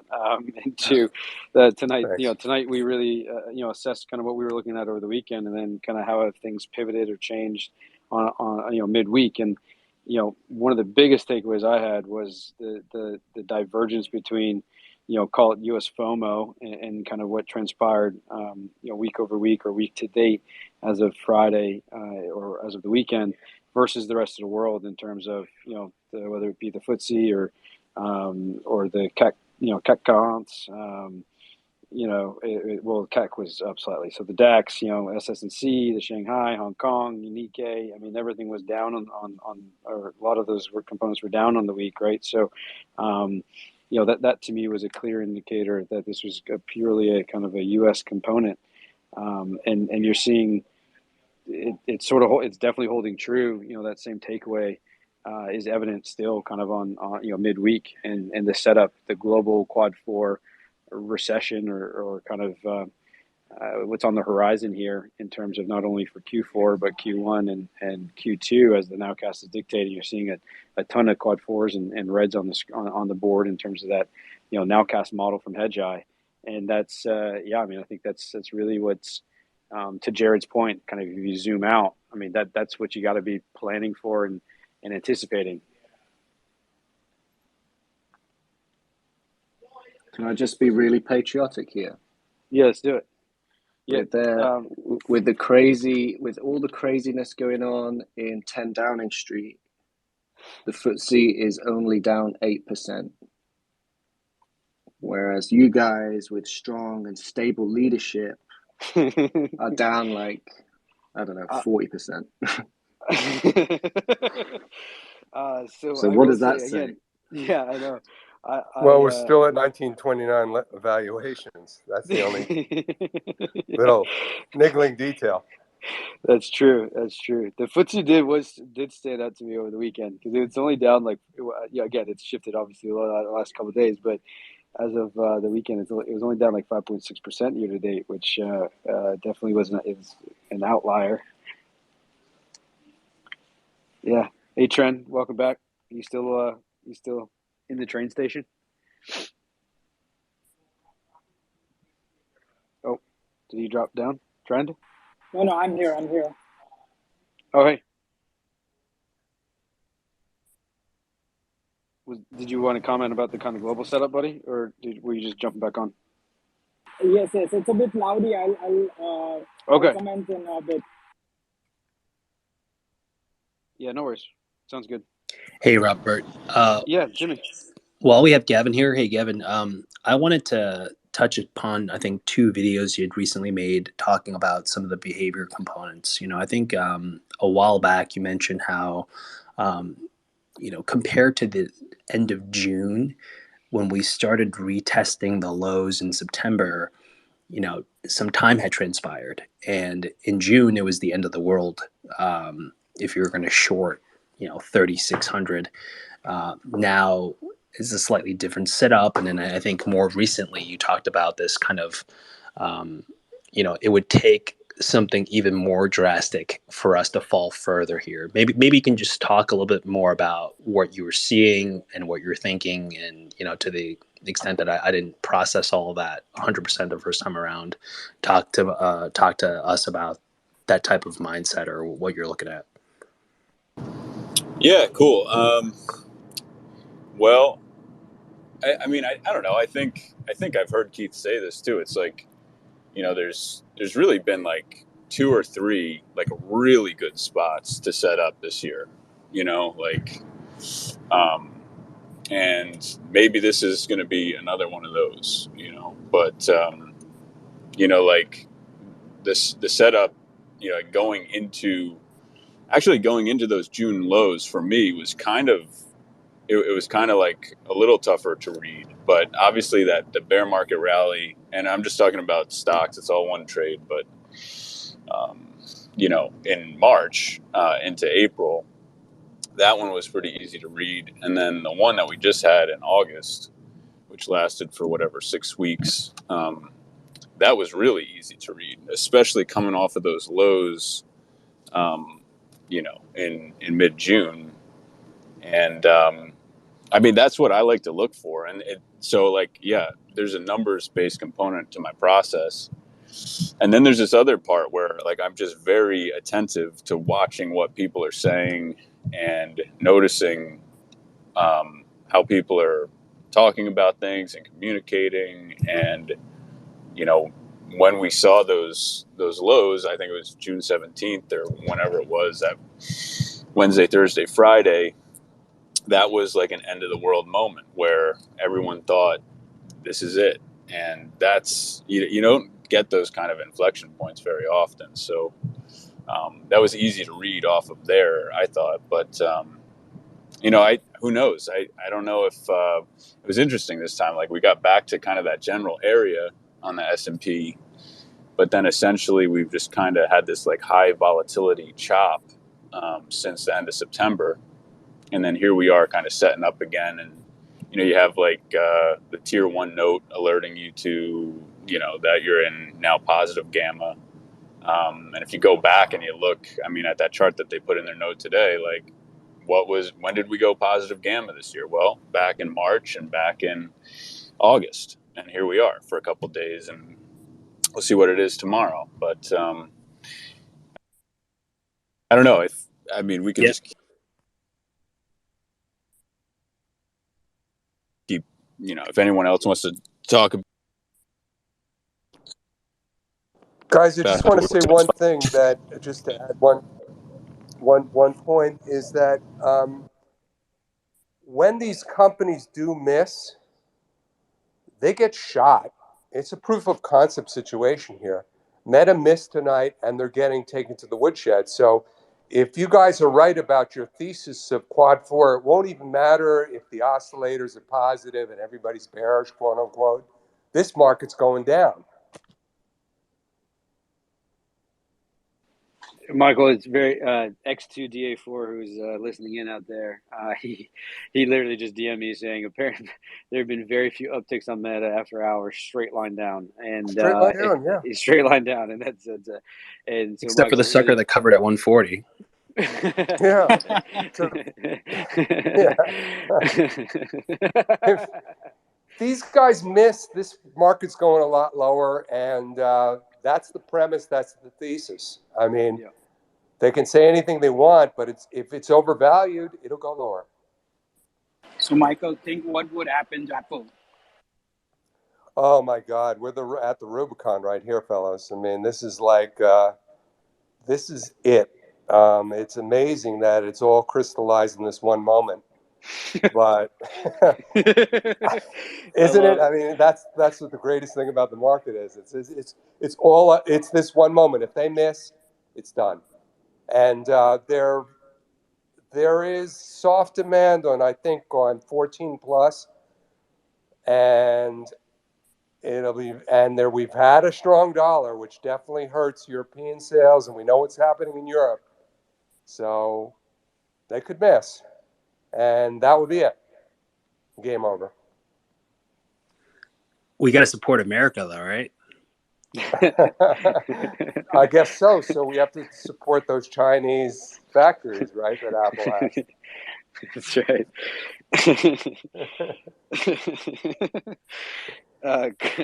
Kwai, welcome. Hey, how are you? Hey, thanks. Yeah, great. If I've weren't one thing that I've learned this year, I am, and I'm not alone. I am the market beta. I am the market sucker. What's different now versus March, when all of the other market betas and suckers were getting paid their annual bonuses and RSUs and going long Tesla? There's no RSUs coming out now. We're going to have a bit of a bounce. Maybe I can recoup my Amazon and Tesla puts from March, with some Microsoft puts, which I did. But that's not the game for me now. The game for me is the 6-month US Treasury, which I buy weekly. And I'm of the mindset, listening to all these calls and all these Twitter spaces, is it safe enough to hold US Treasuries on margin at Fidelity? I mean, how bad can this thing get? So I can be cute with options, but I'm not playing around. I want to be alive on the other side of this, so I can just go long the SPY and go back to my real job. Thanks for having me up. Yeah, absolutely. Yeah, a couple comments. I think, Corey, you had your hand up first, and then I'll go to Chad. What's up, fellas? Hey, man. Yeah, I guess it's not necessarily a more comment on that. It's more of just something I struggle with as knowing where we are in the quad 4 spectrum, and with the alternate buys that, for example, like, so we think we know, have a good idea of where this is going, and things are going lower and so forth. But I put the internal pressure on myself, I think, sometimes, especially when I'm putting money to work for others, and that incrementally it's just as easy to stay in cash or something that's not moving versus, adding a CTA or adding the, what else did we just recently add? A couple of the other things that he's been talking about and adding. I struggle with it a little bit, just knowing that if we're adding something and now it's going 2% against you, and I know that's not much or whatever, but it's like when you have the alternative of just being in cash. I don't know how others kind of deal with that at all or not, but that's just something that I see myself doing. Still trying to execute, still trying to do those things, but just hesitant to put more money at risk when it seems like asset classes across the board just are going lower. Yeah, Corey, remind me, are you an IA? I forget. Yeah. You run an IA. So do you have any restrictions from a number of, I guess, positions or that kind of thing for your clients at all? Or can you just be kind of cash if you communicate it appropriately? We can pretty much cash and communicate, but there's some levels of which you can't go above on some alternatives and things like that. Right. Okay. And they, some volatility adjusted situations, but for the most part, it's pretty wide open. Yeah, gotcha. So again, I know, Gavin, I don't know how you're doing it for your portfolios there at your RA, but I think if you kind of look under the hood in terms of some of the things that Keith's got in his long book, right, that he shares daily in terms of the moves to those positions and within the morning shift of the macro pro sub, I would just kind of go underneath the hood of some of those. There's some really for the outlook that we have, right? So if you kind of peel things back and from an IA standpoint, again, like if you not necessarily touch it less, but just sort of have a little bit of a longer term, full cycle investing kind of horizon, those, again, and the quad fours come to fruition, and the nowcast doesn't shift, right? So you never know, the signal can change, right? But if you kind of look under the hood on some of those, they definitely they've acted well this year. They obviously are bullish trade and trend from a signal standpoint. And that's why he's added them, right? So I think it really just depends on what your portfolio construction looks like, and that kind of thing. But those to me are definitely ones that were on my radar. I think we've talked about PFIX on this call all year long, really, right? From both having it be a long at the beginning of the year, and then how it lost signal strength over the summer and regained it in August, right? So that's definitely one that we've been very much on top of here inside the Notebook Review, and it's proven to be a very big time outperformer and an alpha generator. So again, I think it just really just depends, to be perfectly honest. But I'll let Gavin, who actually deploys it within his RA and handles the portfolio management, maybe expand on that. Yeah, I think it's going to differ. Whatever your book of business is like. I mean, I'm learning the ropes of this, but I have some seasoned guys that I work with, and we have free reign at this point where we could hold, really heavy cash, and it's okay, and our clients are okay with that. I know some people I've talked to, their clients kind of get kind of defensive, right? They're like, well, why am I paying you this fee if you're not doing anything, type of thing, So there's that some people have to deal with. So I get that. I think it just comes down to like education and, telling your clients and having a discussion to say, hey, this is where we're at. This is what we're doing. I don't think there's anything wrong with holding a lot of cash. But then you have things coming, from all sides. We've never, in the last 10 years, we've never had to really talk about interest rate risk or we'd had no yields to really work with, right? And so now you have the Wall Street Journal, coming out with an article about, T-bills. And so our guys are kind of dealing with that every day because clients start to ask and they say, well, why are we sitting on all this cash? Like, can't we be buying short-term T-bills and this and that? So, but the way we handle it is we do have a lot of cash and we're just right out front, with it and just open, honest and saying, this is what we're doing. This is why we're doing it. And, but certainly, man, Corey, I hear you because I think everyone is probably dealing with that who's like running the Hedgeye process right now in a wealth management type situation where if you have a lot of cash, your clients might start asking questions about it. Is that Yeah, and it's also what we're talking about? Yeah, a little bit, and it's just I did something similar and felt this way a little bit, kind of some other big downturns, especially like '08, where it's like you've done the right things, you're in a lot of cash, you got out of stocks at the right time, build up a lot of alpha between where the market is and where your client portfolios are. But it's now, do you stay there or do you incrementally try and add some things to try and add to grow the back a little bit of the losses that you have from some of those things. But then if they incrementally start going against you a little, you start to second guess yourself, I guess. And that's kind of where I am a little bit, in that we've done a good job. You don't want to make these other moves and have it, go against you and lose some of that alpha that you've built up. And so that's the part I struggle with a little bit in terms of, we add a CTA or the KMLM, or adding more UUP right now as they start to go against you. Ultimately we think those are going to be good, and we're doing it for the right reasons. I just wonder how others think about that, or how they implement any of that if they do.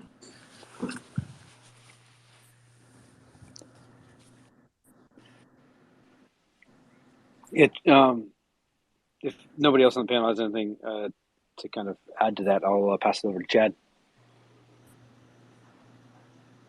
Hey guys, can you hear me?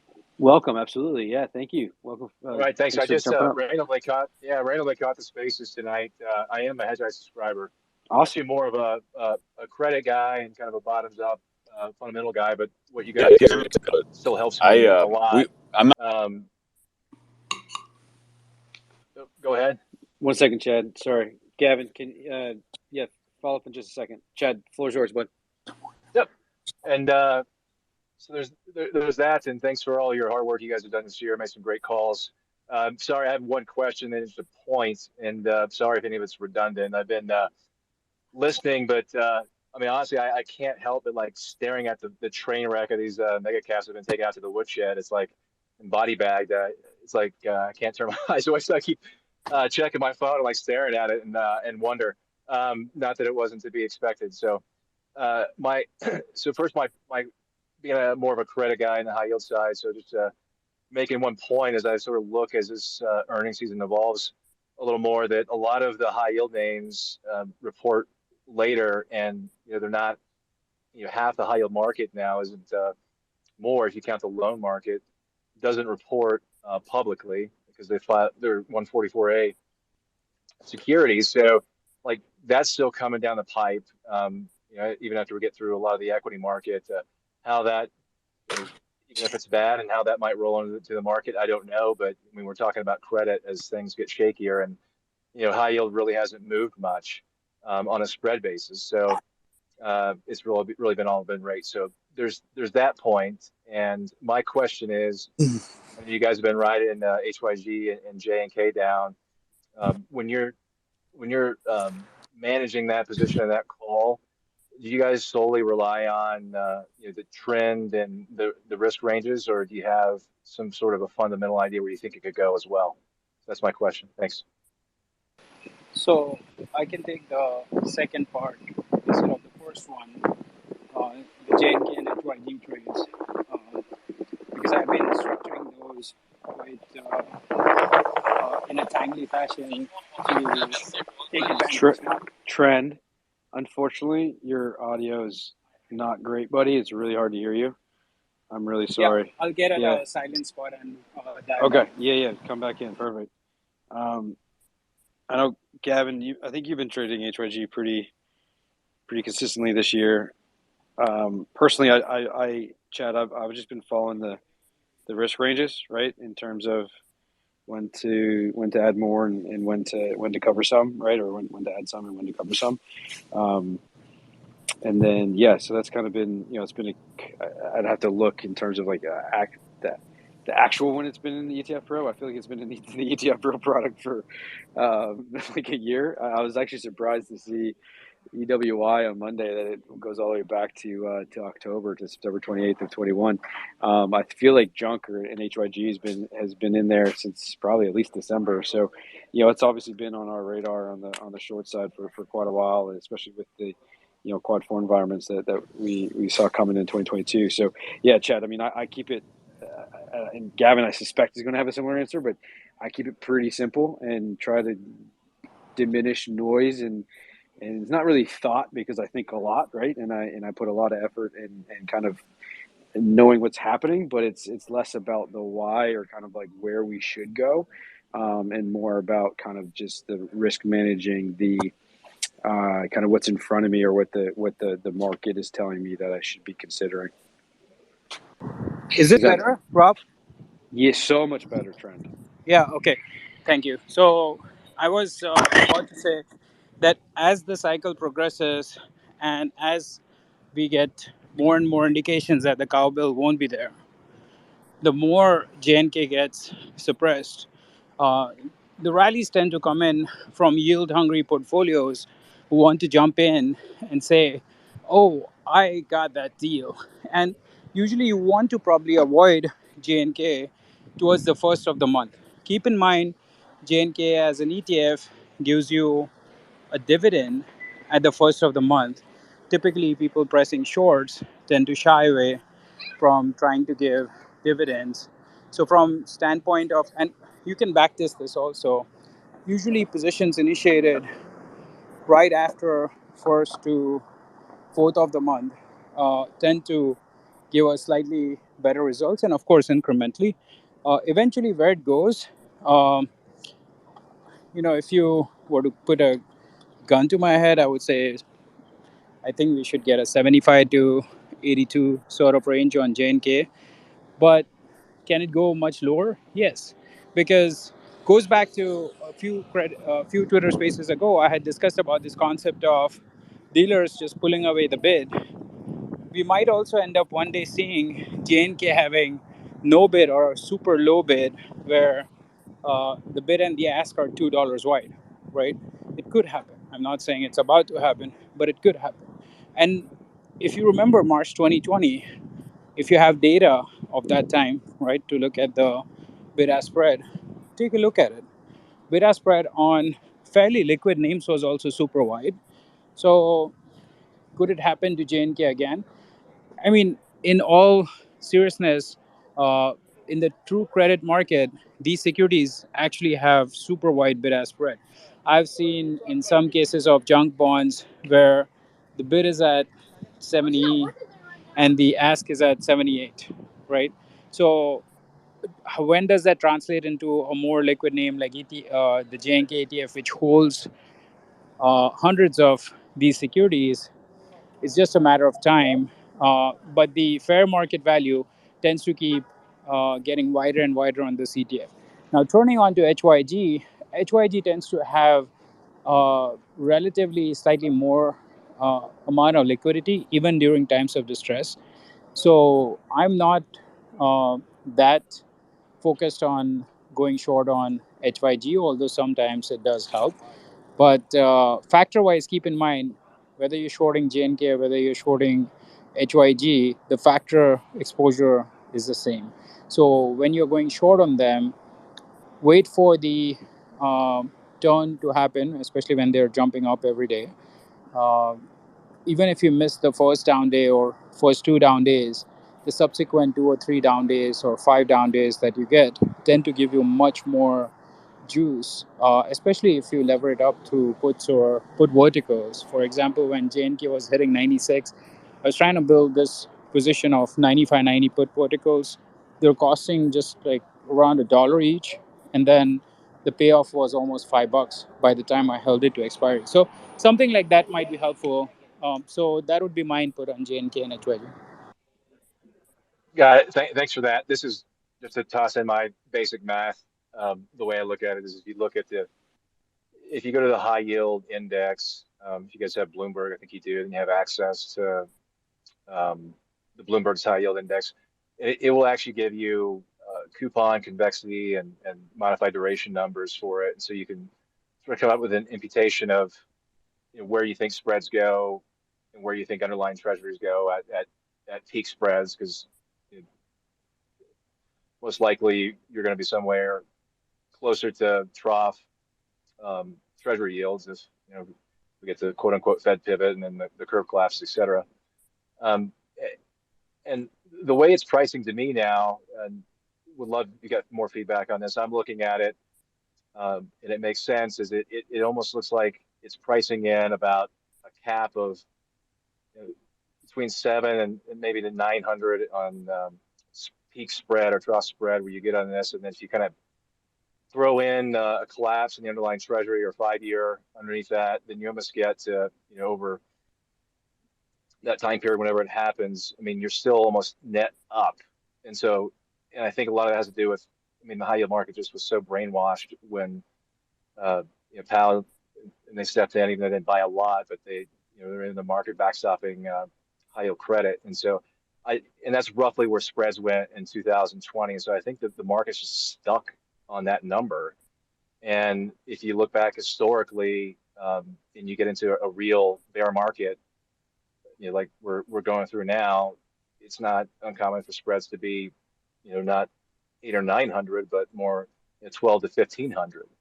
And so if you kind of do that and assume that, cap it with somewhat conservative, like underlying treasury is probably going to rally a lot to help offset that, but it still gets you down to what I'm getting news anywhere from 30 to 50%, just depending on how bad this actually gets on principle. And then maybe you get another, if you just run it over a 12-month period, you clip it and put another positive 6%. But still, I guess where I'm at is there's a long way to go on HYG. I've actually been riding that more just because it's been a little more stable. Other shorts have been higher beta and a little harder to saddle up and ride. So that's kind of where I'm at. And if you guys got any more feedback on that, I'd love to hear it. Otherwise, I'll shut up and move along. Thanks. So it all made sense to me, Chad, but I don't really. Yeah, go ahead, Trent. Saying, Chad, so you were suggesting about.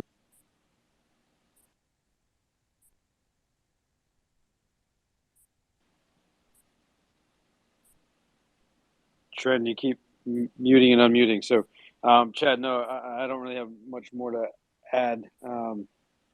But that's good. That's great insight, to be honest. I hadn't really thought about in that regard, and that we are kind of at similar levels to 2020. I just kind of pulled back certainly a chart on HYG, and going back to the great financial crisis of 08, 09. There's still about a call it $10 downside to just those lows, and just to generalize, right?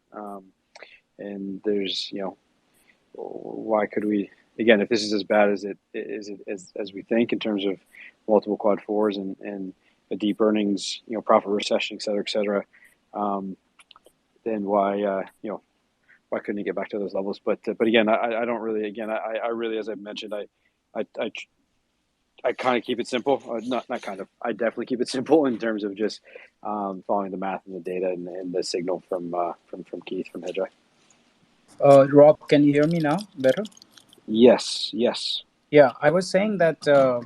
So, Chad, from your analysis, right? What is your max yield to worst that comes out, and have you seen whether that's actually going to stick. The reason being, I think 50% losses on principal wouldn't be, I mean, wouldn't that be like super steep? And prior to that itself, the Fed steps in general. Have you done some sensitivity analysis, Chad? Oops, sorry, can you hear me? Yes, now we Yeah, can. I mean, 50%, the way I was sort of running it, and this would, I mean, that would get you to closer to like 2,000 on like peak spread. But I could send you, actually, I don't know how to do it in a nest, but I just threw up some numbers earlier where you just ran the sensitivity analysis and you could just run like a matrix of spread because you have a given current modified duration and convexity on the market. That you can run whatever you think your spread's going to go to, but you also have to cross-reference that with treasuries because treasuries is presumably going to rally underneath that, which will help mitigate a portion of the spread widening. But if you kind of toss those numbers together, and I can't remember off the top of my head, like looking on the matrix, the down 50% was in the bottom right corner, and like the 30% was up in the top left. So that was like a range of 1,200 to 2,000 on spread, which if we're going to get into a real recession, that's in the range. It just depends on how systemic some of these things that you tend to pop up, whether you want to call it things that break or otherwise, come through. But that's still, for me, I'm looking at, okay, I get top left corner, 30% downside in the high yield market. If we get close to where I think we could go, then that's making me feel pretty good about riding this HYG, even through upside volatility here. Got it. So, Chad, I've DM'd you. You could message me now whenever you get a chance, so we can discuss more about it. Good deal. Thanks, guys. Yeah, absolutely. No, thanks for jumping up, Chad. Appreciate it. It's a great insight into kind of the credit market. We've got Muni guy for the Muni side, and so Chad, you're welcome anytime, my man, to kind of give us a little glimpse into what you're seeing on your side of things. Credit certainly is typically a lot smarter than equities. So awesome. Well, we're coming up on the 2-hour mark, so we may. So I think we're going to kind of wrap up that here in the tweet nest. I just want to kind of give a little like Hedgeye shout out. We sold out Dallas, the Dallas regional, which is amazing. So that's sold out. That's on November 10th, I believe. It's like 2 Thursdays from now, and then but we did officially announce. So I didn't dox myself. I'm not canceled. Miami was officially live. It just hadn't really been properly announced. But that is out there. I know the tickets are kind of going very quickly, and so that's on January 24th. I think it's either 24th, 23rd. Yeah, the 20. I think it's the 24th. Yep. So January 24th down in Miami. It's going to be our next regional event. Going to be a lot of fun. So again, it's going pretty quickly. I know Macro Wealth Elf, is kind of some folks coming in from the UK. Chris, you had mentioned that maybe you might come in with your family. So there's going to be, I think, a lot of interest to that Miami one. So if you're interested and you want to kind of come join and listen in from all the sort of sector heads like REIT Rob and all the others, or you heard REIT Rob tonight. But yeah, it's going to be another great event. So looking forward to that one. And obviously, if you're new and to kind of everything we talked about this evening, you can follow my profile. You can send any inquiries to support@hedgeye.com or just visit the hedgeye.com website. And you can kind of learn more about the research and stuff like that we're doing. So it's been another great conversation this evening. Thank you to all the speakers that came up. Phenomenal conversation, phenomenal insight. So Gavin, Chris, Tren, Jimmy, Chad, Muni guy, Michael, the list goes on and on. So appreciate it. This certainly wouldn't be the same without Hedgeye Nation, and I'm very, very grateful that I get to be the conduit for everyone. So it's pretty amazing. So you'll see me in that chair in the morning on the Macro Show. I'll be taking diligent notes. Yep, go ahead. Just quickly, Rob. Oh yeah, the UK meetup. It's not a ticketed event. It's a user event, but we've had a lot of support from Hedgeye. We've got a meeting in London on the 6th of November, which Andrew Freeman, so Freebird's flying over to come and meet us. We've got there's 30 people coming at the minute. Like I said, it's a free event, Sunday the 6th of November. Yes. So just I just apologize hit me that up and no, it's cool. Yes, you can either tweet at you, great Chris. We can resend out that form too, Chris. If you want us to resend that form, yeah, that'd be great. So that's right. So there's a UK event on November 6th. It's do you have a time pinned down yet? Yeah, I know it's around midday, lunch. so 12 till 5. Okay, awesome. Yeah, it's going to be great. So that's again not a Hedgeye regional event, but certainly a user led. Chris is organizing it. So I think so if you're in and around kind of London area or want to make a day trip up there for Sunday, November 6th, highly encourage it. I think it's going to be a really great combo. So again, thank you everyone for joining us, and we'll see you next week. And good luck out there.